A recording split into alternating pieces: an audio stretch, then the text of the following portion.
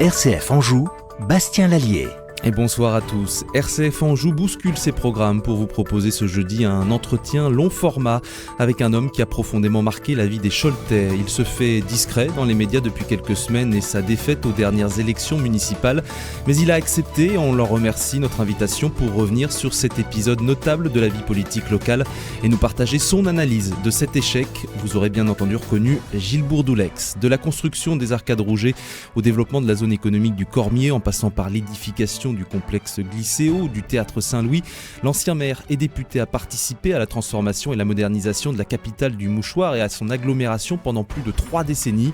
Mais le soir du 22 mars dernier, les Choletais ont choisi de ne pas le renouveler dans ses fonctions, lui préférant son ex-première adjointe Isabelle Leroy. Aujourd'hui cantonné à un rôle de conseiller municipal au sein de la minorité, comment vit-il cette nouvelle étape de son engagement ?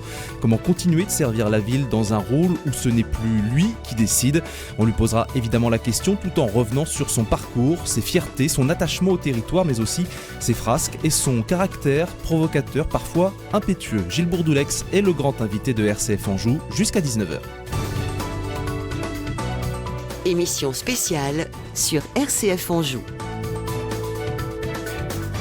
Émission réalisée avec Raphaël Delacroix, directeur de la radio RCF Anjou, à mes côtés tout au long de cet entretien. Bonsoir Raphaël. Bonsoir Bastien, bonsoir monsieur le maire. Bonsoir. Et bonsoir Gilles Bourdoulex. Donc merci d'avoir accepté cette invitation. Je le disais, on vous a assez peu entendu dans les médias ces derniers jours. Pourquoi maintenant finalement ? Pourquoi accepter de réagir quelques semaines après ces élections ? Monsieur Delacroix m'avait très aimablement proposé d'intervenir et d'échanger sur les élections, sur la vie politique locale. Juste après le résultat. Oui, juste après le résultat. Et je lui avais indiqué que je prenais un petit peu de recul pour voir les choses se mettre en place, pour prendre le temps de la réflexion, de l'analyse. Et je crois que ce temps est aujourd'hui passé et que ça me permet de répondre effectivement à vos questions.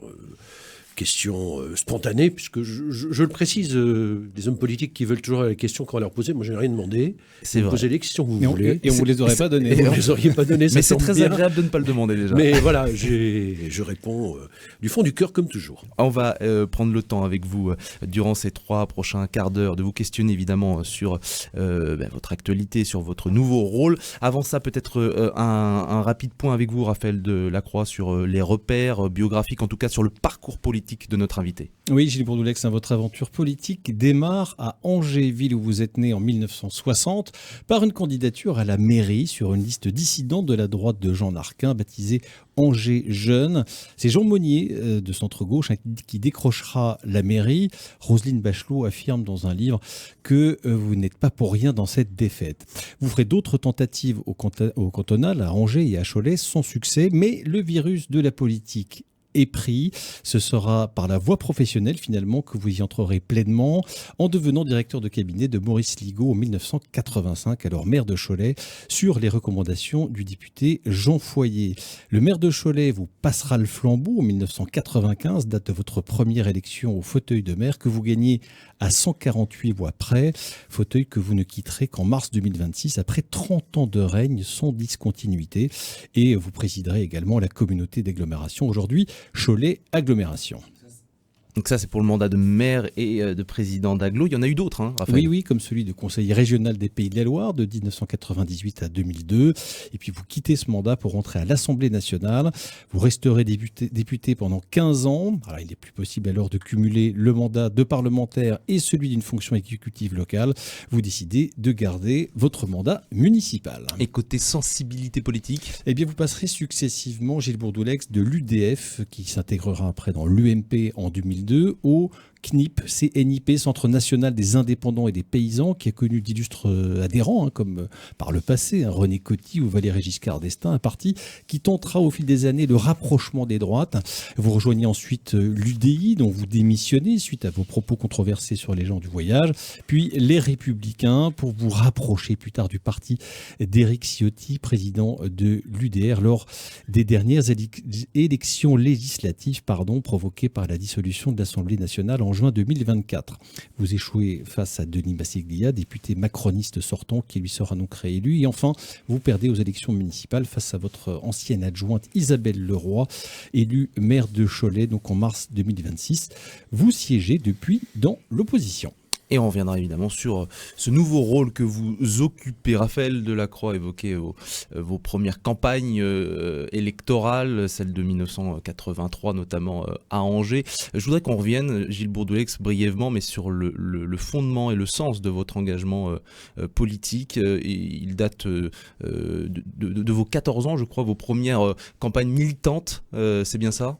Oui, ça m'a toujours passionné. Gamin, je regardais la télévision, les actualités, je voyais les hommes politiques, j'écoutais avec beaucoup d'attention et de passion ce qu'ils disaient.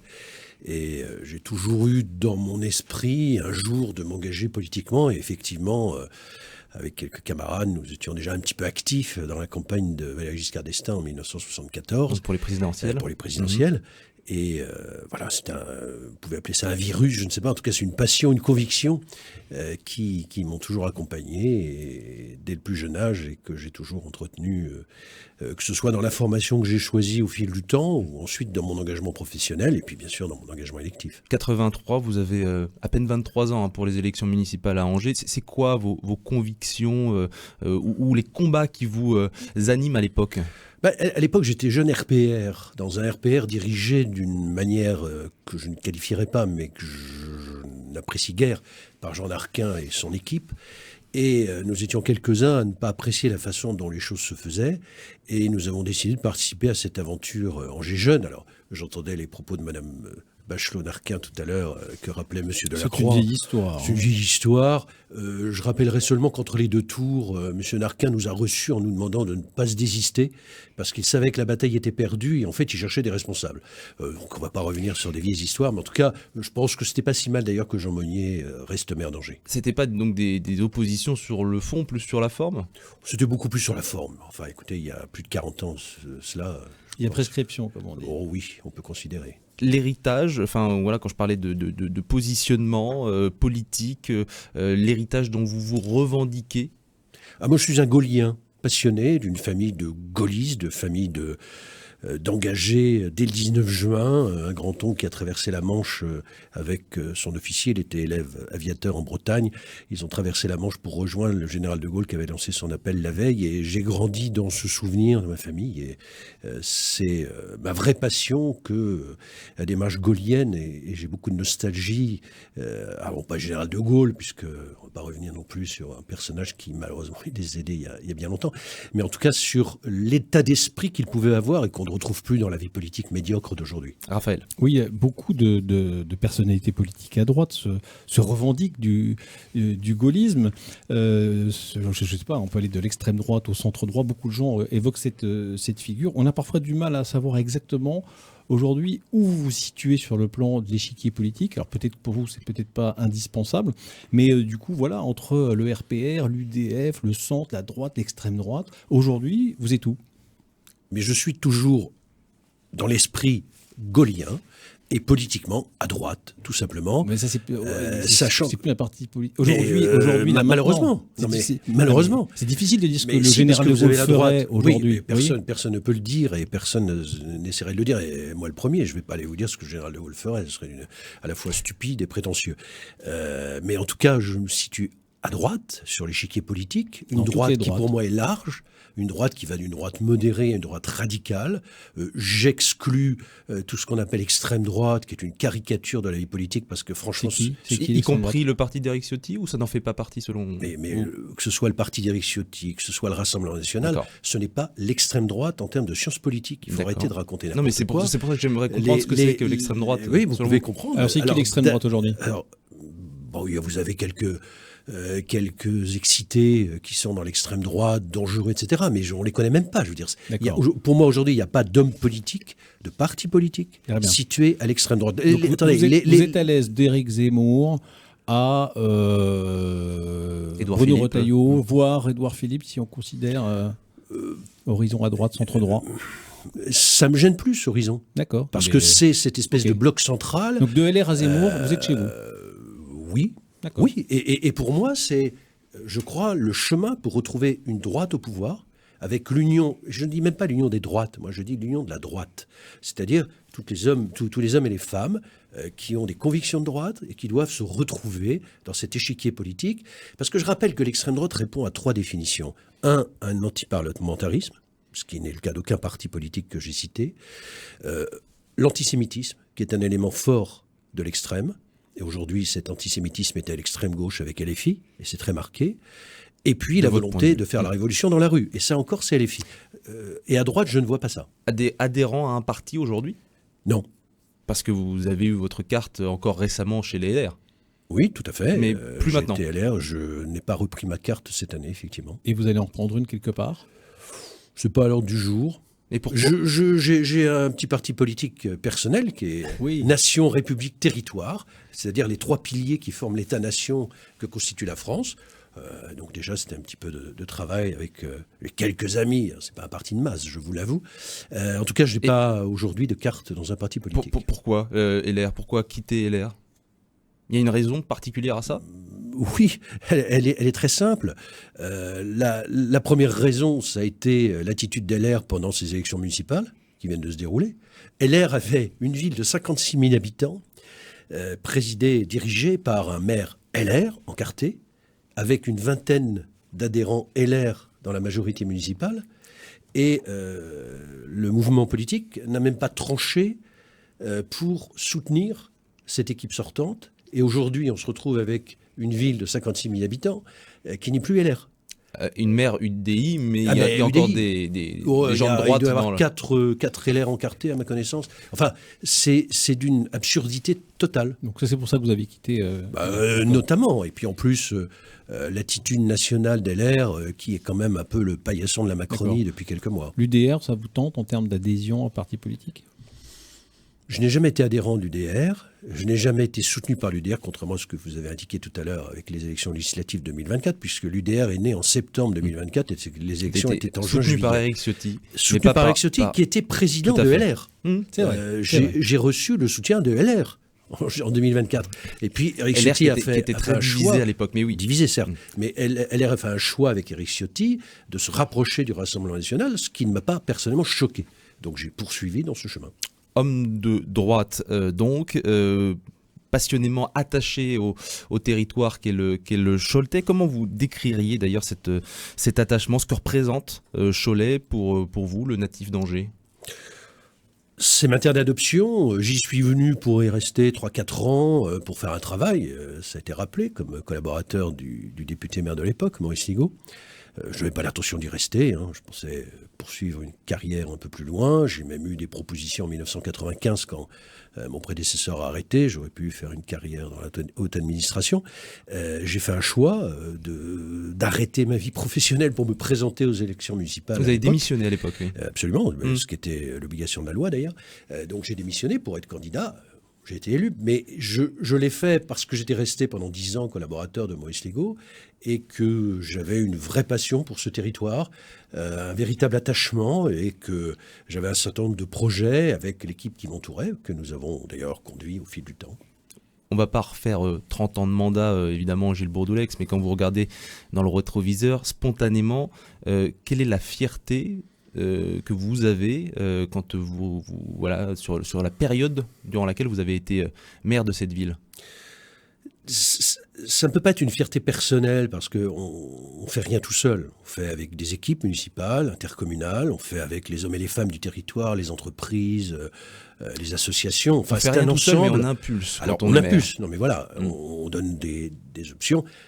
Je veux dire, il y a un certain nombre de projets qui ont été aboutis. Si vous voulez, peut-être ce dont je suis le plus fier, c'est que ce que nous avions dit en 1995, que nous voulions apporter à Cholet, construire à Cholet, nous l'avons fait au fil des années. Pas toujours à la vitesse à laquelle nous aurions voulu, parce qu'il y a les exigences financières, il y a les exigences administratives. Mais vous pensez à quelque chose en particulier? On dit souvent, Cholet très souvent cité pour son dynamisme économique par exemple, ou je sais pas, ou bien pour sa vie sportive. C'est un ensemble. Nous, on a travaillé dans promesses.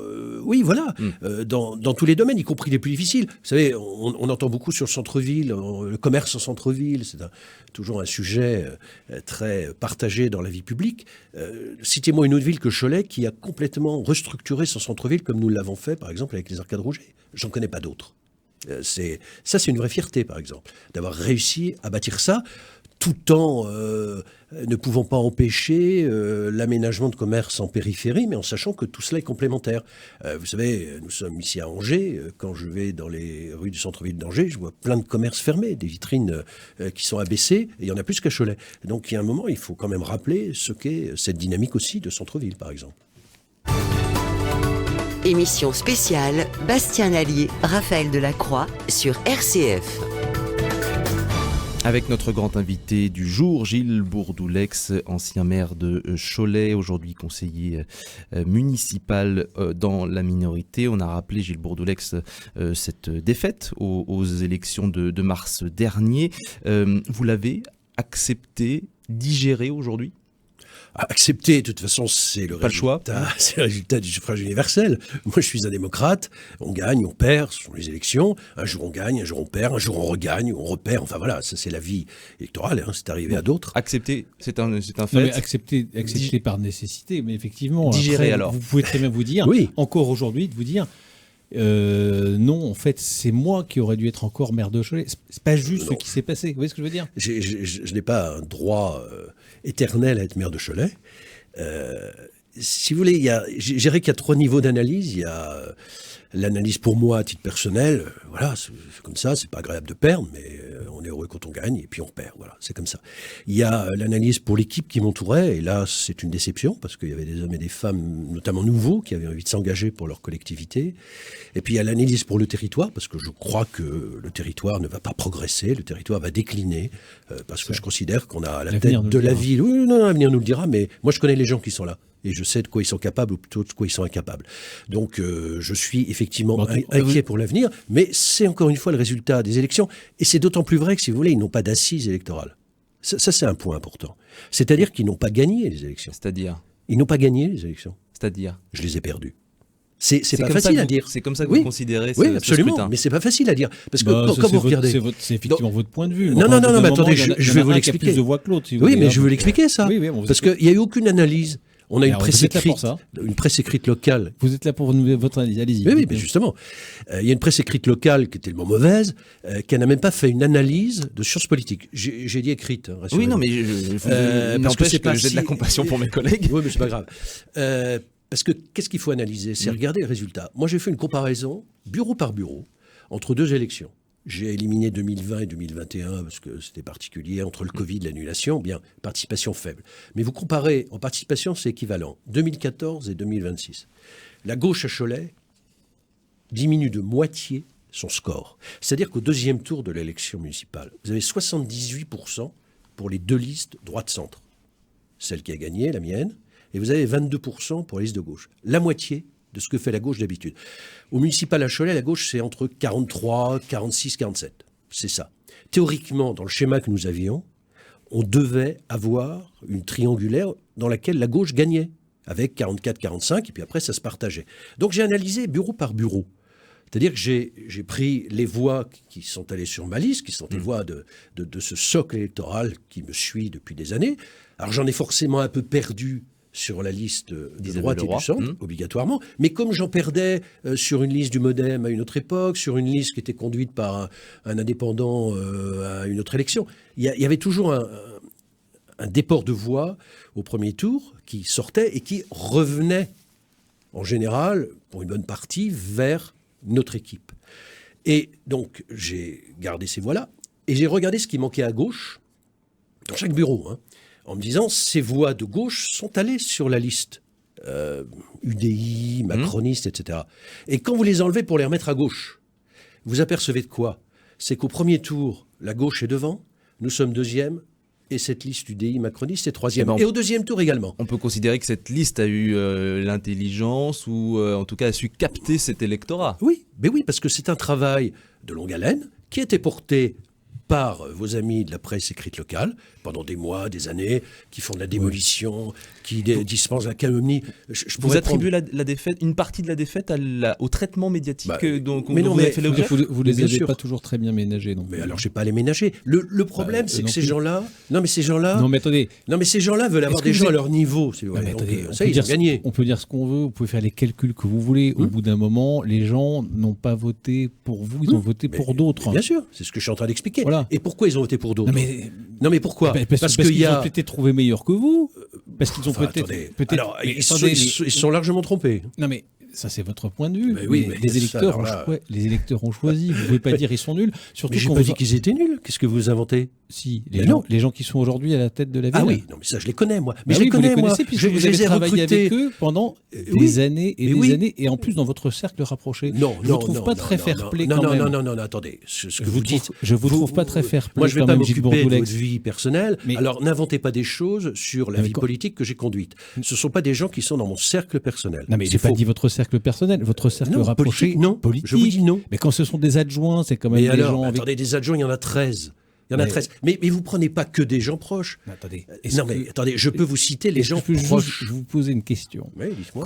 Je vous trouve pas très fair-play quand vous avez travaillé avec des gens pendant des années et des années qui étaient proches de vous politiquement, proches de vous dans le gouvernement de la ville.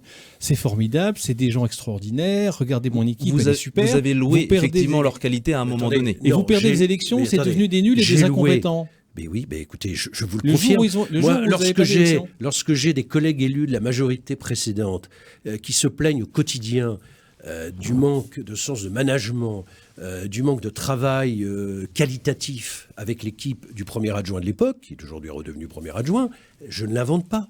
Ce sont mes collègues qui le disent. Quand Madame Leroy, qui est en charge de la santé dans mon équipe, assiste à 4 conseils de surveillance de l'hôpital sur 20, excusez-moi, c'est pas du travail. Donc ces Pourquoi gens-là, ces de toute gens-là façon... ont-ils été élus sur vos listes pendant tant d'années Mais, finalement? mais attendez, ils ont été élus parce qu'un Ils temps étaient bien sur... avant. Vous connaissez le principe de Peter? Allez-y. Le principe de Peter, c'est qu'à un moment, on atteint son seuil d'incompétence. Mais on ne s'aperçoit pas de ça. C'est-à-dire qu'on continue toujours à progresser. Vous prenez M. Bréjon. M. Bréjon a été conseiller municipal. Je l'ai proposé comme adjoint, je crois que c'était en 2010. Sur des sujets techniques précis, il faisait son travail. Et je me suis dit, en 2020, il peut peut-être être un bon premier adjoint. On va tenter. Mais il était mauvais. Voilà. Et c'est le principe de Peter, c'est-à-dire Enfin, qu'il ça, a vous le dites, passé... vous le dites depuis que vous Mais pas avez du perdu tout. les élections. Mais pas du tout. Je Parce l'ai que dit avant. Ouais. Mais je l'ai dit avant parce que je lui ai expliqué il y a 1 an et demi qu'il ne repartirait pas avec moi. Voilà la vérité. Donc je suis très à l'aise là-dessus. Attendez, voilà. Gilles Bourdoulex, pourquoi les électeurs se sont détournés finalement de votre liste, de votre mais- candidature? Au-delà de ça, au-delà de la critique des gens au pouvoir aujourd'hui. Ah, ça a beaucoup joué parce que quand vous faites passer quelqu'un pour un dictateur, un méchant, et tatati, Donc on est toujours et sur le tatata. traitement. Mais oui, non, mais dont c'est vous avez fait important. l'objet. C'est Attends, important. ça fait 30 et puis ans vous qu'on vous avez traite de l'us- dictateur. Est-ce Ça que vous a pas empêché d'être élu. non. Attendez. Ça fait 30 Oui, ans mais que il y a la une presse usure. vous Oui, mais à dit que force- vous avez, Non, mais vous j'ai avez jamais sale eu. caractère, etc. Mais Et alors, vous non, étiez quand j'ai même du élu. caractère. Et Et vous vous- étiez élu quand même. Oui, non. Bon, donc oui, c'est mais pas il y une a, raison, il y a arrête. forcément une usure aussi, monsieur Lacroix. Il y a un moment, voilà, alors ça s'additionne, il y a plus de gens qui en ont marre. Aujourd'hui, je croise des gens qui me disent « Ah, ben finalement, bon voilà. » C'est comme ça. vous regrettez ou pas, très franchement, certaines paroles, certaines provocations parfois? Est-ce que vous pensez que ça a pu jouer aussi dans la lassitude? Dites-moi lesquels. Je vous pose la question. Oui, mais dites-moi de quoi vous Non, parlez. mais vous savez que votre parcours politique a été émaillé de passages devant les tribunaux, que vous ayez gagné ou perdu. Oui, j'en ai gagné plus que perdu. Oui, non, mais vous avez eu quand même beaucoup à faire à ça parfois parce que vous avez traité une journaliste pas comme il fallait et du coup vous avez des démarches judiciaires sur des sujets qui n'en sont pas vraiment. Est-ce qu'aujourd'hui vous vous dites on a quand même perdu du temps et peut-être des voix dans cette affaire? Non, mais perdu du temps, c'est sûr, et fait perdre du temps la justice aussi. Vous savez, la judiciarisation de la vie politique... Ah, mais vous l'avez fait aussi. Je citais moi un cas, je n'ai pas le souvenir d'avoir spécialement embouteillé la justice avec des plaintes sur je ne sais quoi. Quand moi, on vous m'a a- attaqué sur plein de choses. Oui, Oui, enfin, quand vous êtes attaqué pour diffamation parce que vous avez tenu des propos jugés injurieux mais à lesquels des personnes, est-ce que vous vous dites j'aurais pu m'en passer, même si On mais peut ce que je veux toujours dire, se dire, sauf qu'il faut remettre dans le contexte à chaque fois. J'ai eu une condamnation par rapport à la Ligue de basket pendant le Covid, où ils avaient un protocole qui était ahurissant de folie. Je pourrais vous citer le nom de 2 personnes qui sont mortes du Covid parce que ce protocole était mauvais. Des gens qui sont allés à un match de basket qui, malheureusement, dans le contexte où nous étions, ont attrapé le Covid et en sont décédés. Et ces gens-là sont dans l'impunité. Alors moi, quand je dis que ces gens-là sont pas sérieux et les propos que j'ai tenus à leur égard, je n'ai pas de regret là-dessus, très franchement. Oui, même si vous pouvez pas assurer qu'ils ont attrapé le Covid à ce moment-là ou dans Bah cette salle. oui, mais enfin, vous bon, pouvez toujours... voilà. Ah oui, enfin, Aujourd'hui, quand vous faites le bilan, vous vous dites pourquoi j'ai perdu, vous dites quoi? Les journalistes? Non, pas Vous que les dites, journalistes. mes anciens amis qui m'ont traîné dans la boue? Ou bien vous vous dites peut-être qu'il y a des choses que j'ai pas bien faites? Mais il y a toujours des choses qu'on fait Et je pas vous bien. en fais pas, je fais Oui, pas oui. votre procès. Hein. Non, mais- Je m'interroge Attendez, avec vous il y a- sur pourquoi vous n'avez pas gagné. Mais oui, mais je vous le dis, c'est un ensemble qui a fabriqué un portrait de ce que je ne suis pas au demeurant. Et puis la possibilité qu'ont trouvé sans doute certains Choletais d'avoir une rechange sans trop de risques. C'est-à-dire qu'on ne va pas passer... En face, on avait une liste de gauche très marquée, écolo-gauchiste, avec des gens qui n'avaient pas brillé en termes de propositions dans le mandat d'avant. Ils apprécieront aussi. Mais non, mais attendez, Non, mais- qu'est-ce qu'ils ont proposé? mais- Attendez, qu'est-ce qu'ils Ils ont proposé un proposé? programme. Non, mais dans les élections, monsieur Delacroix, dans les élections, je parle de leur vie dans le mandat précédent, où il y a eu un débat sur un sujet, point, c'est tout ce qu'ils ont fait pendant 6 ans. Donc, si vous voulez, il n'y avait pas une opposition de gauche crédible. Ils auront certainement un autre point de vue. Est-ce que c'est pas Oui, ces non, mais propos évidemment. Est-ce que c'est pas ces propos, Gilles Bourdelex, un tantinet supérieur parfois, enfin qui peuvent paraître supérieurs, qui agacent? Mais non, mais que ça agace, ça m'est complètement égal, parce que le résultat, c'est quoi aujourd'hui? Une vie politique d'une médiocrité totale. Partout où je me tourne, je vois des gens qui sont quand même pas au niveau de ce que j'ai pu connaître il y a 20 ou 25 vous ans. voyez les polémiques, etc., en conseil municipal, les engueulades, etc. Est-ce que tout Mais ça qui? Mais n'a pas- attendez, est-ce que tout l'opposition ça n'a pas... qui attaquait. Est-ce que tout ça... Non, mais faites rire. Est-ce que tout ça, mais oui, je vois bien.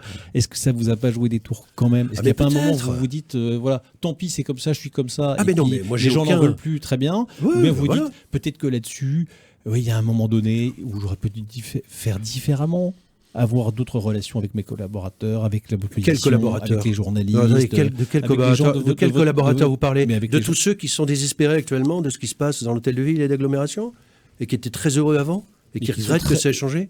Non, mais qui sont attendez, très- et qui sont quel très malheureux collaborateur? maintenant. Quel collaborateur? Non, mais vos équipes. Ah non, attendez, si c'est les municipales, équipes je vous d'élus, parle- c'est autre chose. Oui, mais oui, attendez, je parle vous, pas vous des avez des quoi? agents Attendez, municipaux. vous avez quoi au total? Vous avez quoi? Allez, sur l'ensemble de mes mandats, vous avez 10 ou 12 personnes sur quasiment 200 qui, à un moment donné, sont partis. Ben, je peux dire que c'est pas énorme. C'est pas énorme. Moi, je veux bien qu'on regarde dans les 30 ans passés, je ne sais pas quel âge a RCF, mais dans les décennies passées, combien il y a de journalistes qui sont partis, qui en avaient marre, qui avaient envie de changer d'air. Non, mais ou très peu. Mais oui, mais moi, c'est pareil, très peu. C'est 10-12 sur quasiment 200. Ok. C'est pas si dramatique que ça. D'accord. En tout cas, vous ne changerez pas, on a bien compris, sur la façon de faire de la politique. La liberté de ton que vous arborez. Heureusement, parce que, je veux dire, mais je trouve que ça manque dans la vie publique. On a aujourd'hui plein de Oui, gens qui peut-être sont... que les gens sont fatigués des Eh ben, polémiques. s'ils sont fatigués, mais Bah les oui, polémiques mais de s'ils quoi? sont fatigués, Mais des ils votent polémiques. plus pour vous. Mais attendez, Voilà. qu'ils soient. Mais ils votent plus pour moi. Qu'est-ce que j'y fasse? Ça va pas m'empêcher de vivre. Hein. Bah oui, Heureusement. enfin, mais non, mais Heureusement. quand on fait de Mais- la politique, mais- c'est aussi qu'on a envie d'être élu, défendre des idées, d'être à Oui, l'écoute aussi oui, de, mais défendre de ce des que disent idées. les électeurs. Écoutez, je crois que c'est ce que j'ai fait pendant plus de 30 ans. On est arrivé à un moment où on a une présentation de gens qui ont voulu se donner une virginité qui n'ont pas, alors qu'ils ont mangé dans la gamelle que l'équipe municipale leur tendait pendant des années, et qui n'existent que parce que cette équipe les a soutenus dans ce qu'ils sont aujourd'hui. Et quand vous regardez leur programme, par exemple, je suis incapable de vous donner un projet qui soit différent de ce que nous avions prévu et de ce que nous faisions. Est-ce que vous Mais- pensez, Gilles Bourdelex, qu'une partie des électeurs se sont détournés également parce qu'ils ont pu penser à un moment donné que vous vous rapprochiez de ce qu'ils considèrent comme l'extrême droite, le Rassemblement national, ou le parti aujourd'hui d'Éric Ciotti? Peut-être. Je peux vous dire non, je peux pas vous dire oui. Vous n'avez pas de conviction à ce propos? Je n'ai pas de conviction à ce propos, d'autant que je reste convaincu qu'on est à un moment crucial de la vie politique.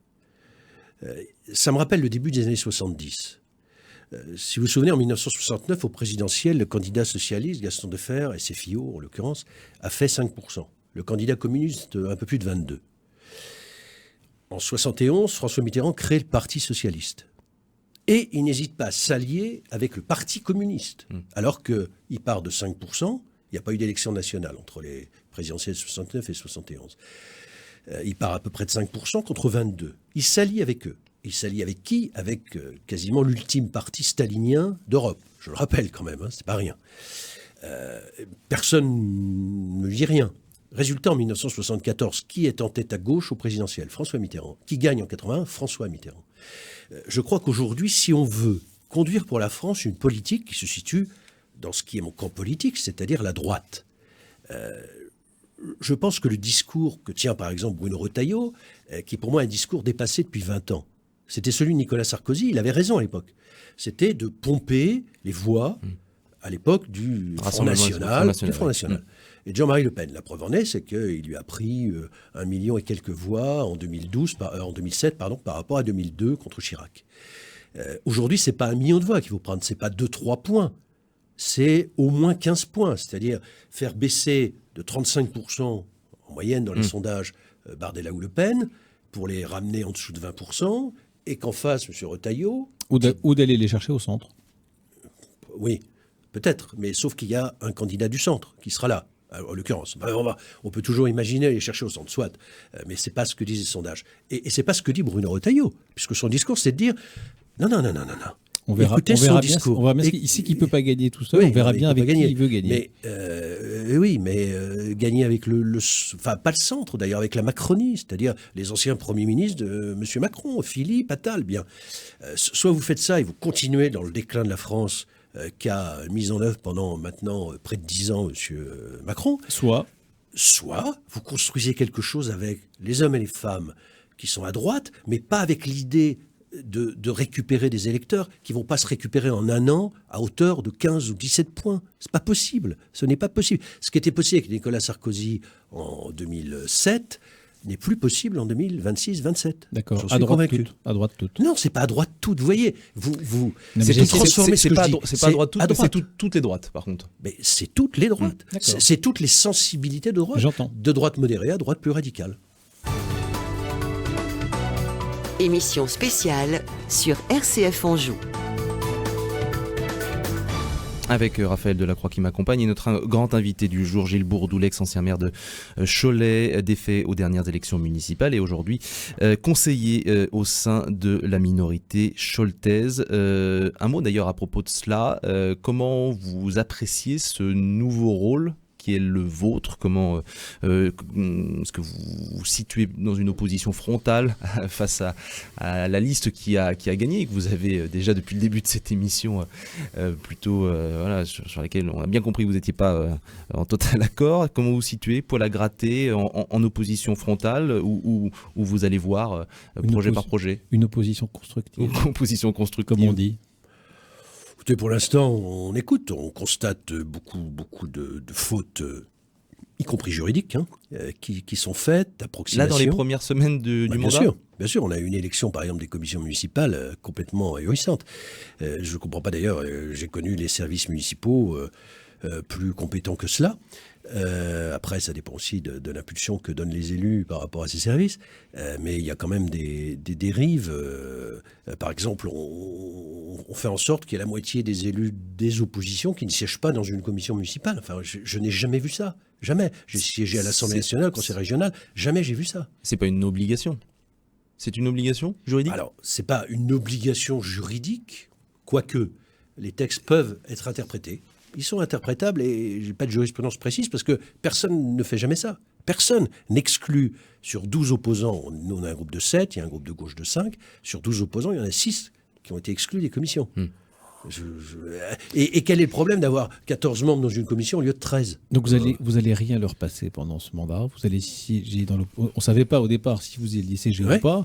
Et on peut comprendre quand on était maire pendant Condé. Vous avez décidé de siéger. Vous allez rien leur passer.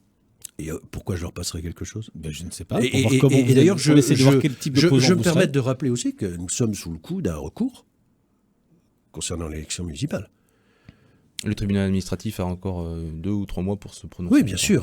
Bien sûr. Et puis le Conseil d'État ensuite. Mais il faut compter une année entre l'élection et la réponse du Conseil d'État. Vous connaissez ça ? Vous avez été élu dans ces conditions en 95 ? 95, et on l'a revécu en 2020-21, où l'élection a été annulée alors que c'est la liste qui avait perdu avec 8 points d'écart. Qui n'avait pas respecté les règles du second tour. Oui, sauf que c'est ceux qui ont été battus, qui avaient triché, et on a annulé l'élection.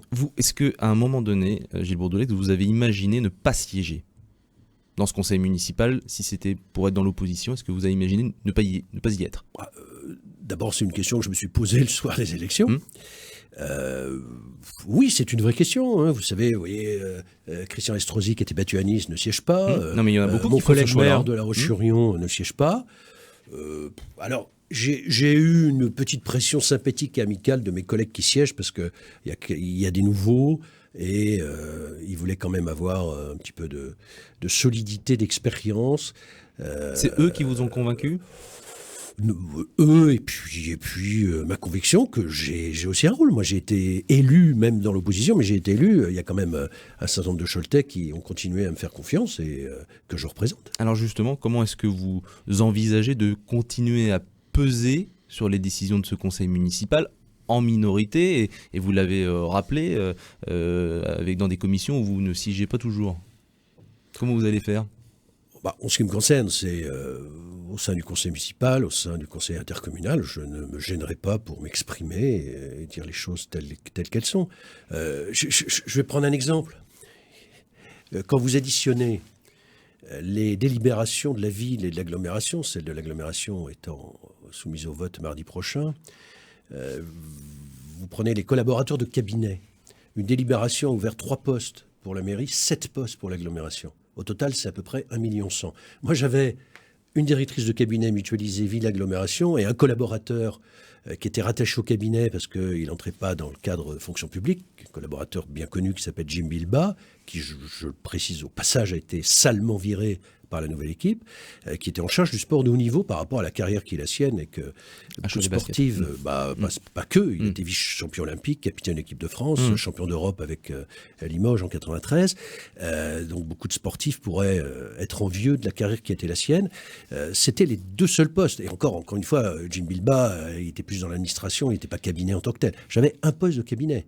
Donc, au total, vous devez coûter à peu près 100 000 euros par an. Donc, si vous voulez, on est loin du 1,1 million, 1,2 million prévu. Il y a eu une explosion des indemnités.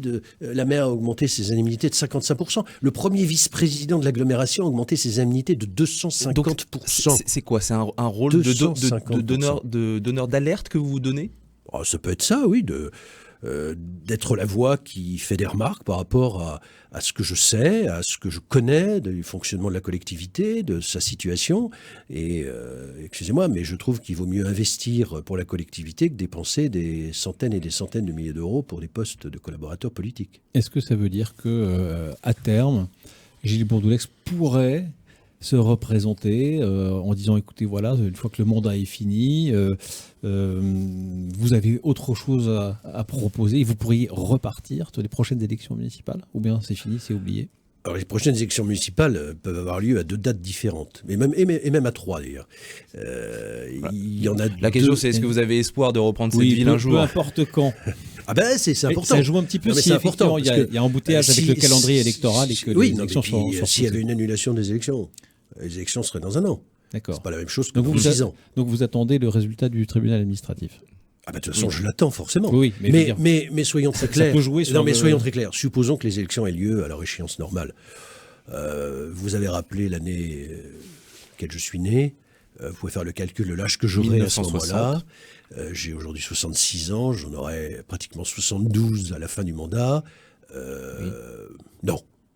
C'est non. Ce sera non. D'accord. En revanche, je ne m'interdis pas de faire en sorte que l'esprit de Cholet Passion, que je porte depuis des décennies maintenant, puisse se poursuivre, parce qu'il y aura certainement quelqu'un réussi à repérer pour faire émerger et conduire dans cet esprit pour éliminer ce qui aurait été un échec. Est-ce que c'est le cas aujourd'hui, puisqu'on a parlé de ceux qui ont pu être vos mentors à un moment donné? Est-ce qu'aujourd'hui il y a un dauphin, entre guillemets, quelqu'un que vous avez réussi à identifier qui pourrait être l'incarnation de l'idéologie que vous avez portée pendant des années à Cholet? Il y a plusieurs élus avec moi, il y a d'autres personnes extérieures qui ont des qualités. Est-ce qu'il y a un nom qui ressort? Non, aujourd'hui je peux pas vous donner un nom. Non, puis c'est trop tôt, de toute façon. Non, mais quelqu'un qui n'est pas forcément le dauphin investi par Gilles Bourdoulex, mais quelqu'un dont vous dites, tiens, ça, ce sont des personnes solides politiquement, avec qui vous avez envie de continuer de travailler.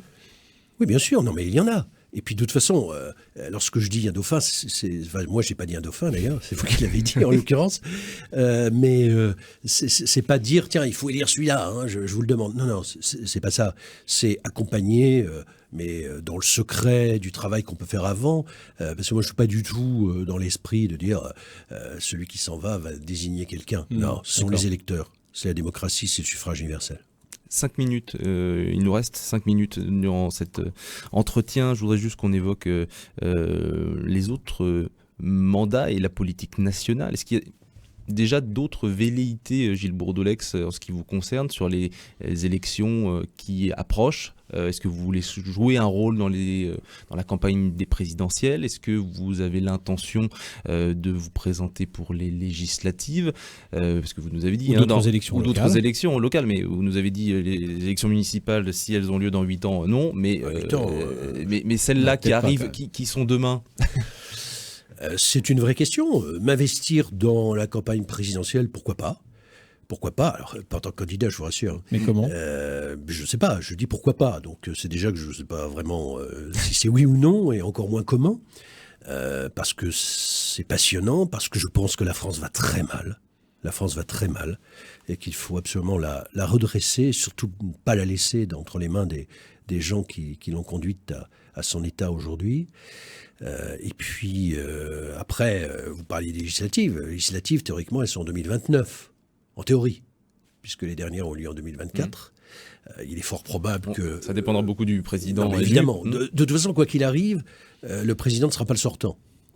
Donc, quoi qu'il arrive, le président élu fera une dissolution de l'Assemblée nationale. Voilà. Pour quel est le mandat? Donc ce ne sera pas 2029. Non, ce sera 2027, un mois et demi après les présidentielles, c'était avant l'été 2027, sachant qu'on a systématiquement un mouvement très fort dans la suite de l'élection présidentielle. On a envie de donner une majorité. Moi, je me souviens de M. Macron, c'était une discussion que j'avais avec des proches. Il n'a pas de parti politique, il n'a pas d'élu quasiment. Comment il va faire? C'est simple. Ils ont tous mis la photo d'Emmanuel Macron sur leur affiche législative, ce qui est d'ailleurs un peu discutable au plan constitutionnel. Si, parce que le président de la République élu, il est président de tous les Français. Oui. Moi, j'ai jamais mis la photo d'un président de la République. Non, c'est le Premier ministre, théoriquement, qui est le chef de la majorité, traditionnellement. Oui, donc, enfin bon. Mais il faut être précis. Voilà. Si on veut être respecté comme président de la République, on se fait respecter et on respecte d'abord les institutions. Donc, cela étant, dans la foulée de l'élection présidentielle, M. Macron a une majorité très, très forte, qu'il n'a pas eu après d'ailleurs, parce que les gens avaient compris ce qu'il était. Mais il a eu une majorité très forte, avec sa tête, encore une fois, sur les affiches des candidats. Donc, n'importe quelle chèvre, entre guillemets, peu méchant, pouvait être élu avec la photo d'Emmanuel Macron. Mais ça s'est vu dans d'autres élections où c'est la droite qui a gagné avec une... Oui, mais à chaque fois, vous avez le mouvement. Oui. Moi, je l'ai étudié. J'avais fait une étude. Au président élu. Bien sûr, en 2012, j'avais fait une étude. J'avais perdu 7-8 points. C'est qui votre candidat pour la présidentielle? C'est ce que j'allais dire. Est-ce qu'il y a quelqu'un qui trouve grâce à vos yeux, Gilles Bourdoulex? On a compris que c'était pas Édouard Philippe, on a compris que c'était pas Monsieur Retailleau. Non, mais est-ce qu'aujourd'hui, dans les personnalités politiques qui émergent au plan national... Monsieur Retailleau, j'ai une sympathie personnelle et amicale pour lui. Oui, vous nous avez expliqué très clairement pas a priori il s'est planté pour le rejoindre. Oui, il s'est planté.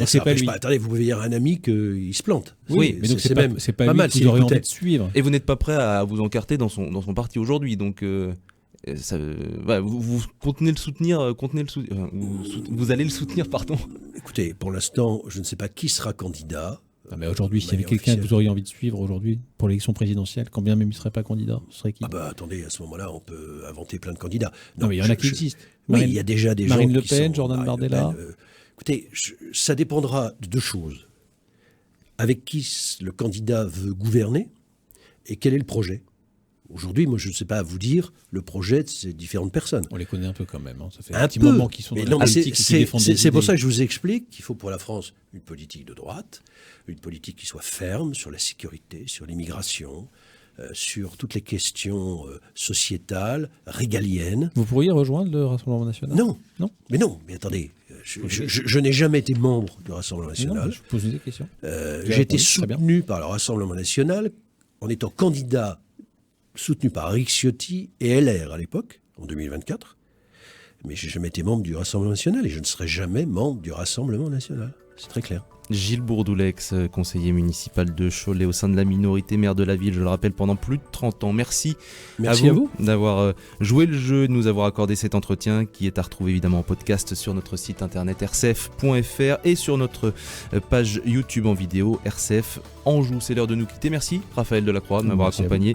Je vous souhaite une très belle soirée à l'écoute de nos programmes.